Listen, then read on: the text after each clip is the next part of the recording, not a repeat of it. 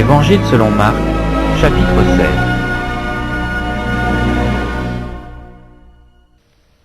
Lorsque le sabbat fut passé, Marie de Magdala, Marie mère de Jacques et Salomé achetèrent des aromates afin d'aller embaumer Jésus.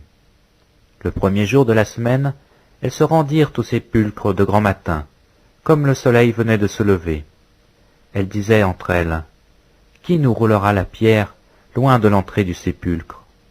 Et levant les yeux, elles aperçurent que la pierre, qui était très grande, avait été roulée. Elles entrèrent dans le sépulcre, virent un jeune homme assis à droite, vêtu d'une robe blanche, et elles furent épouvantées.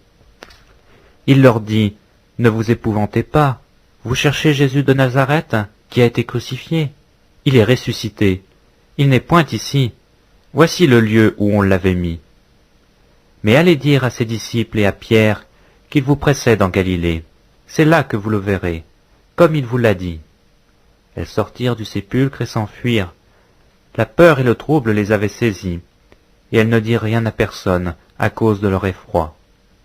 Jésus, étant ressuscité le matin du premier jour de la semaine, apparut d'abord à Marie de Magdala, de laquelle il avait chassé 7 démons. Elle alla emporter la nouvelle à ceux qui avaient été avec lui, et qui s'affligeaient et pleuraient. Quand ils entendirent qu'il vivait et qu'elle l'avait vu, ils ne le crurent point. Après cela, il apparut sous une autre forme, à 2 d'entre eux qui étaient en chemin pour aller à la campagne. Ils revinrent l'annoncer aux autres qui ne le crurent pas non plus.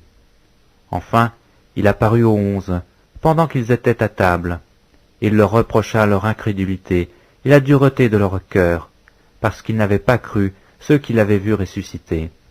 Puis il leur dit, « Allez par tout le monde, et prêchez la bonne nouvelle à toute la création.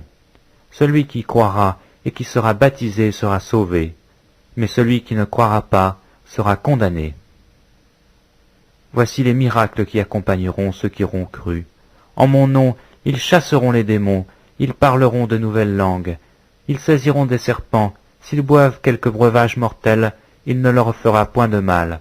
Ils imposeront les mains aux malades, et les malades seront guéris. » Le Seigneur, après leur avoir parlé, fut enlevé au ciel, et il s'assit à la droite de Dieu. Et ils s'en allèrent prêcher partout. Le Seigneur travaillait avec eux, et confirmait la parole par les miracles qui l'accompagnaient.